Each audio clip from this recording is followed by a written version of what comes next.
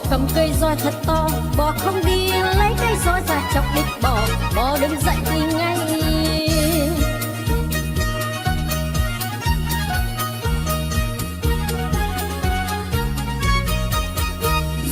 Đi chân bò cầm cây roi thật to, bò không đi lấy cây roi ra chọc đít bò, bò đứng dậy đi ngay.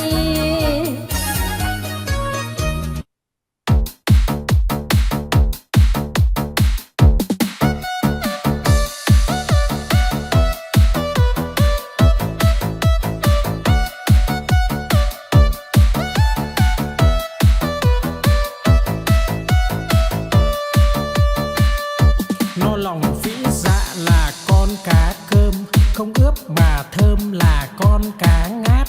Liệng bay thoăn thoắt là con cá chim, một cẳng chết chìm là con cá đuối. Nhiều năm nhiều tuổi là cá bạc đầu, đủ chữ đủ câu là con cá đối. Mai nở tàn tối là con cá hoa, trắng muốt làn da là cá út thịt. Lưng dài hẹp nách là cá lòng tong, ốm yếu hình dung là con cá nhái.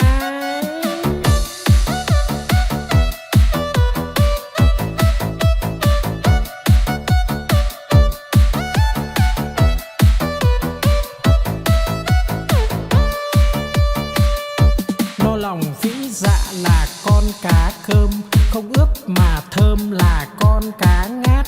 Liệng bay thoăn thoắt là con cá chim, một cẳng chết chìm là con cá đuối. Nhiều năm nhiều tuổi là cá bạc đầu, đủ chữ đủ câu là con cá đối. Mai nở tàn tối là con cá hoa, trắng muốt làn da là cá út thịt. Lưng dài hẹp nách là cá lòng tong, ốm yếu hình dung là con cá nhái.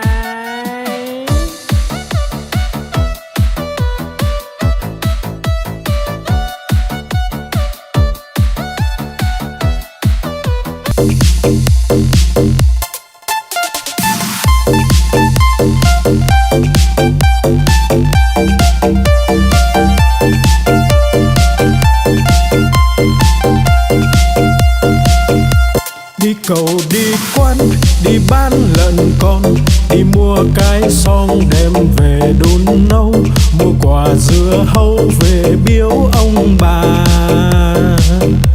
mua một đàn gà về cho ăn thóc, mua lược chải tóc, mua cặp gội đầu, đi mau về mau kẻo trời sắp tối.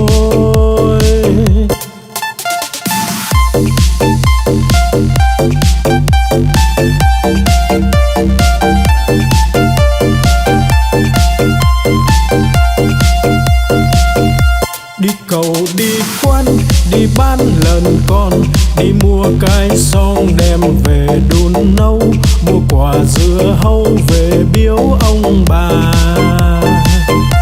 mua một đàn gà về cho ăn thóc, mua lược chải tóc, mua cặp gội đầu, đi mau về mau kẻo trời sắp tối.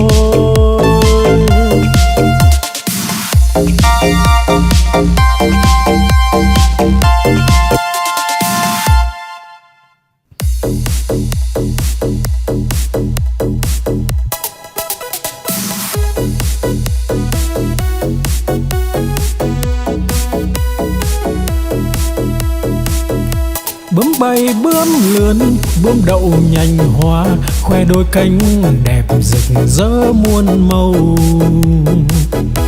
Bướm bay bướm lượn, bướm đón mùa xuân, vàng xanh đỏ tím, bướm bay dợp trời.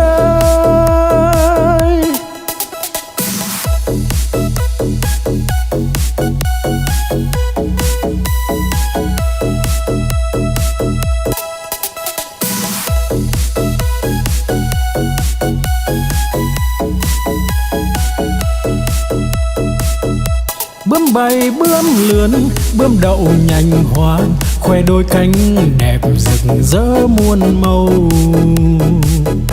Bướm bay bướm lượn, bướm đón mùa xuân, vàng xanh đỏ tím, bướm bay dợp trời.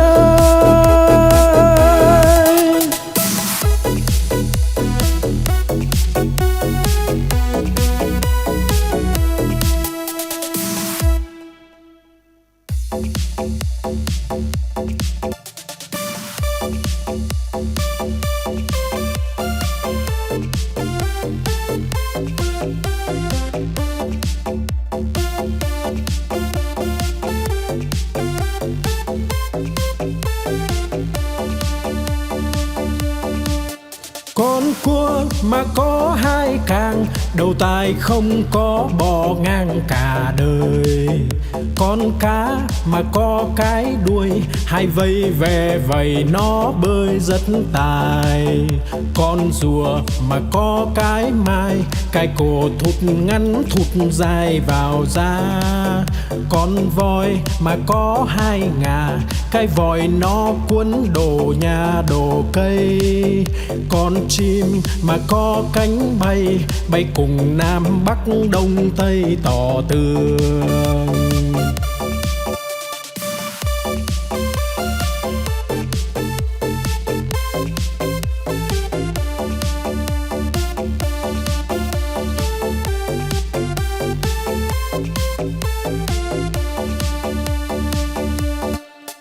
Con cua mà có hai càng, đầu tai không có bò ngang cả đời. Con cá mà có cái đuôi, hai vây về vầy nó bơi rất tài. Con rùa mà có cái mai, cái cổ thụt ngắn thụt dài vào da. Con voi mà có hai ngà, cái vòi nó cuốn đồ nhà đồ cây. Con chim mà có cánh bay, bay cùng Nam Bắc Đông Tây tỏ tường.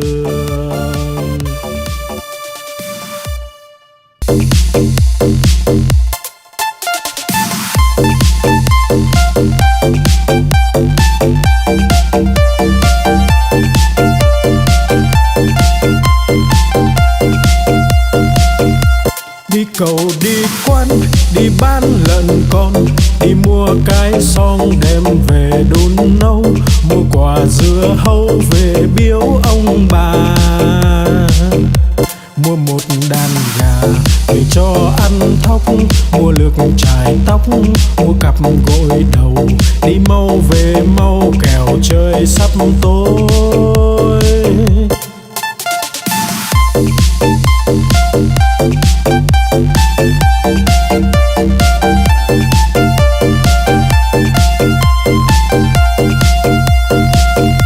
Đi cầu đi quan, đi bán lợn con, đi mua cái xong đem về đun nấu, mua quả dưa hấu về biếu ông bà.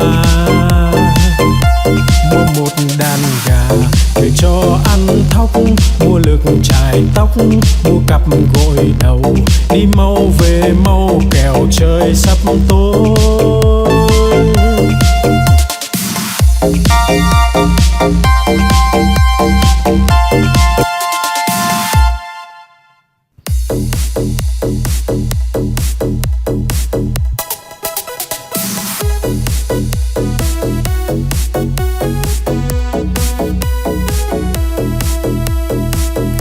Bướm bay bướm lượn, bướm đậu nhành hoa, khoe đôi cánh đẹp rực rỡ muôn màu. Bướm bay bướm lượn, bướm đón mùa xuân, vàng xanh đỏ tím. Bướm bay dợp trời,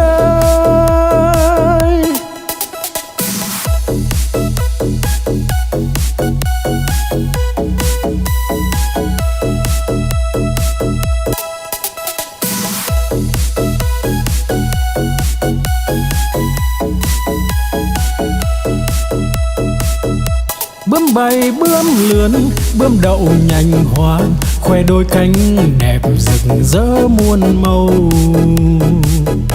Bướm bay bướm lượn, bướm đón mùa xuân, vàng xanh đỏ tím. Bướm bay dợp trời,